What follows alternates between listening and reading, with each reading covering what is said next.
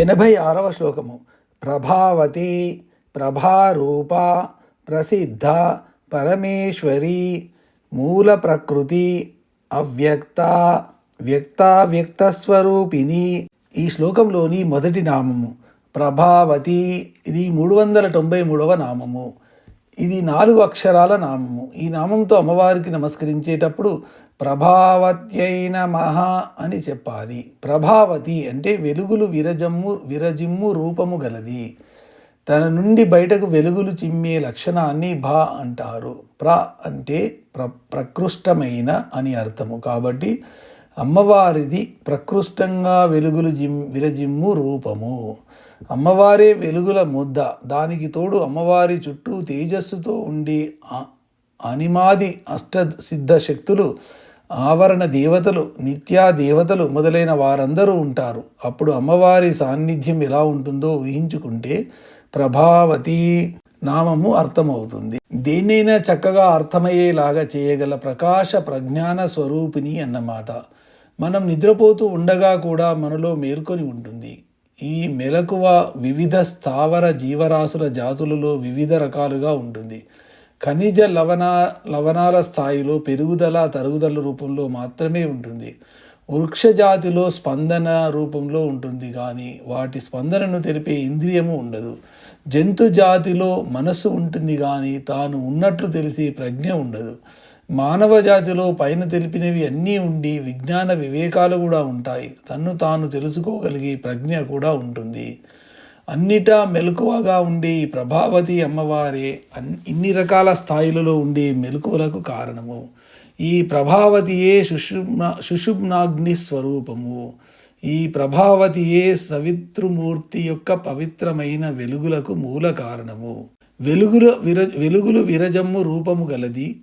అన్నిటిలో మేల్కొని ఉండే ప్రకాశ ప్రజ్ఞాన స్వరూపిణి. సుషుమ్నాగ్ని యొక్క సవృత్తి మూర్తి యొక్క ప్రకాశ స్వరూపిణి అని ఈ నామానికి అర్థాలుగా చెప్పుకోవచ్చును. ఈ శ్లోకంలో తర్వాతి నామము ప్రభారూప. ఇది 394వ నామము. ఇది 4 అక్షరాల నామము. ఈ నామంతో అమ్మవారికి నమస్కరించేటప్పుడు ప్రభారూపాయై నమః అని చెప్పాలి. ప్రభ అంటే వెలుగుల యొక్క, రూప అంటే రూపము. ఇంతకుముందు నామంలో అమ్మవారు వెలుగులు జిమ్ము రూపము అని చెప్పబడింది. ప్రస్తుత నామంలో ఆ వెలుగులు ఒక ఆకారం పొందితే ఆ ఆకారం సూచించే రూపమే అమ్మవారు అని చెప్పబడుతుంది. వెలుగు అంటే విప్పారుట అని అర్థం చెప్పుకోవాలి. తెర మీద బొమ్మ పడుతున్నప్పుడు తెరకు మనకు ఏది తేడానో దాన్ని కనిపించడం లేదా విప్పారడము అంటారు. ఈ విప్పారే లక్షణంగా మనలో ఉండేది అమ్మవారే. వెలుగుల రూపము, విప్పారు గుణ రూపము అని ఈ నామానికి అర్థాలు చెప్పుకోవచ్చును. తర్వాతి నామము ప్రసిద్ధ. ఇది 395వ నామము. ఇది 3 అక్షరాల నామము. ఈ నామంతో అమ్మవారికి నమస్కరించేటప్పుడు ప్రసిద్ధాయై నమః అని చెప్పాలి. అంటే ప్రకృష్టముగా, సిద్ధ అంటే సిద్ధముగా నున్నది. సాధ్యస్థితి, సిద్ధస్థితి అని 2 రకాల స్థితులు ఉంటాయి. ఒక తెల్ల కాగితం మీద బిందువు పెడితే ఆ బిందువు చుట్టూ 360 డిగ్రీల సిద్ధస్థితిలో ఉన్నట్లు, ఆ బిందువు పెట్టక పూర్వం అక్కడ 360 డిగ్రీల సాధ్యస్థితిలో ఉంటాయని అర్థం చేసుకునేలాగా ఈ 2 స్థితుల విభేదాన్ని గుర్తించాలి. ఏ క్షణంలో అయినా, ఎక్కడైనా, ఎలా అయినా ఉండడానికి సిద్ధమై నరసింహస్వామిలాగా అమ్మవారు ఉంటుంది అని ప్రస్తుత నామంలో చెప్పబడుతుంది.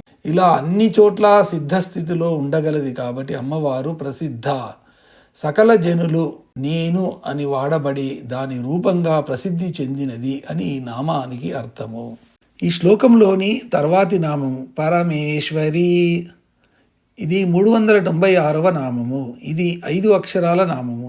ఈ నామంతో అమ్మవారికి నమస్కరించేటప్పుడు పరమేశ్వర్యై నమః అని చెప్పాలి. పరమ ప్లస్ ఈశ్వరి అంటే పరమేశ్వరి అంటే పరమునకు అధికారిని. ప్రపంచములోని అన్ని జనన మరణాలకు అతీతము కాదు, అన్నీ సాపేక్షకములే. కానీ జనన మరణాతీతంగా నిరపేక్షకంగా సచ్చిదానంద చైతన్యము ఒకే ఒకటి ఉన్నది. దాని పరము అబ్సల్యూట్ అంటారు. ఈ పరము ఎవరి ఆధీనమో ఆ కారణాన్ని పరమేశ్వరి అంటారు. పరమునకు అధికారిణి అని ఈ నామానికి అర్థం. ఈ శ్లోకంలోని తర్వాతి నామము మూల ప్రకృతి. ఇది 397వ నామము. ఇది 5 అక్షరాల నామము. ఈ నామంతో అమ్మవారికి నమస్కరించేటప్పుడు మూల ప్రకృతి అయిన మహా అని చెప్పాలి. మూల ప్రకృతి అంటే అన్ని ప్రకృతులకు మూలమైనది. ప్రకృతి అంటే స్వభావము అని చెప్పుకోవాలి. ప్రకృతులలో చాలా రకాలుంటాయి. నా ప్రకృతి, మానవ ప్రకృతి, జీవ ప్రకృతి, రసాయనిక ప్రకృతి, గుహ ప్రకృతి, సౌర ప్రకృతి, బ్రహ్మాండ ప్రకృతి. ఇలా చిట్ట చివరగా చెప్పబడిన బ్రహ్మాండ ప్రకృతి నేపథ్యంలో మిగిలిన ప్రకృతులు అదే వెనుక మార్గ వరుసలో వర్తించి చిట్ట చివరకు ప్రతి వ్యక్తికి సంబంధించిన ప్రకృతి వర్తిస్తుంది. ప్రకృష్టమైన ప్రారంభ సృష్టికృత్వాన్ని నిర్వహించేది కాబట్టి అమ్మవారిని మూల ప్రకృతి అన్నారు. మూల ప్రకృతిని పరాప్రకృతి అని కూడా అంటారు. భగవద్గీతలో భూమిరాపో నలో వాయుకం మనోబుద్ధిరేవచ అహంకార ఇతియం మే భిన్నా ప్రకృతి రష్టద అని చెప్పబడింది. పంచభూతాలు మనస్సు, బుద్ధి, అహంకారము ఈ 8 అష్టప్రకృతులు అంటారని ఈ శ్లోకానికి అర్థము. ఈ 8 ప్రకృతులు ఎవరి నేపథ్యంలో వర్తించి ఆ నేపథ్యానికి ఆధీనులై ఉంటాయో ఆ నేపథ్యాన్ని పరాప్రకృతి అంటారు. ఈ పరాప్రకృతిని దేవీ భాగవతంలో అమ్మవారుగా చెబుతారు. భాగవతంలో కృష్ణుని ప్రధానమైన అష్టభార్యలు అష్టప్రకృతులను సూచిస్తే రాధా పరాప్రకృతిని సూచిస్తుంది. ఈ రాధాకృష్ణులు గోలోకానికి చెందినవారు, అంటే అన్నిటికీ మూలమైన కారణ లోకంగా ఉన్నవారన్నమాట. గోలోకంలోని కృష్ణుని పరబ్రహ్మమని, రాధని పరాప్రకృతి అని అన్వయించుకోవాలి. ఈ మూల ప్రకృతిని ఆంగ్లంలో ప్రిమోర్డియల్ మ్యాటర్ అంటారు. చపాతీలు చేయక పూర్వం ఉండే చపాతీ పిండి ముద్ద లాంటిది ఈ మూల ప్రకృతి. ఈ ముద్దను వేరువేరు ఉండాలుగా చేస్తే వేరువేరు చపాతీలు తయారవుతాయి. చపాతీల ఉండలు వేరువేరుగా చేయనంత వరకు చపాతీల పిండి ముద్దలోని ఏ భాగమైనా ఏ చపాతీ అయినా కావచ్చును. వేరు చేసిన తర్వాత ఏ చపాతీకి ఆ చపాతీయే. దేని ప్రకృతి దానిదే. మొట్టమొదటగానున్న చపాతీల పిండి ముద్దగా ఉన్నలాంటి స్థితిలోని ప్రకృతిని మూల ప్రకృతి అంటారు. పురాణాల్లో అదితి అనే మాట కూడా ఇదే అర్థాన్ని సూచిస్తుంది. అన్ని ప్రకృతులకు కారణమై మూలమై అన్నిటికీ అతీతంగా ఉండే ప్రకృతి అని ఈ నామానికి అర్థము. తరువాతి నామము అవ్యక్త. ఇది 398వ నామము. ఇది 3 అక్షరాల నామము.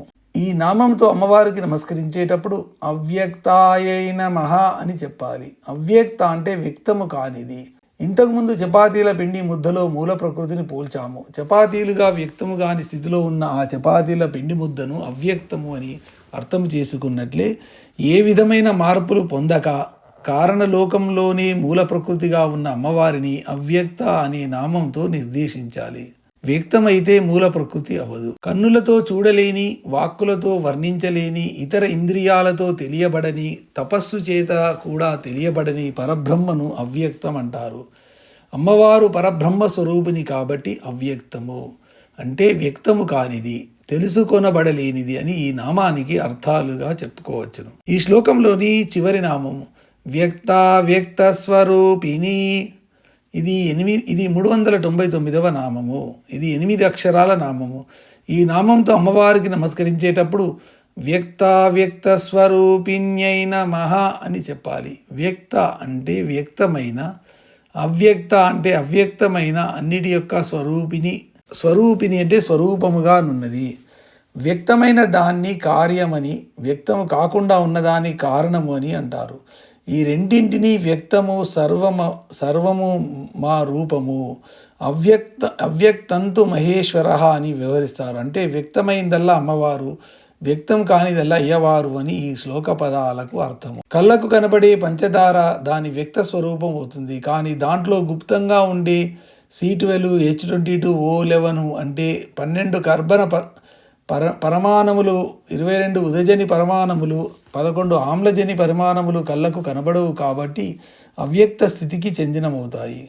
ఒకే పదార్థంలో వ్యక్త కార్యంగాను అవ్యక్త కారణంగాను ఉండున్నది అని ఈ నామానికి అర్థము.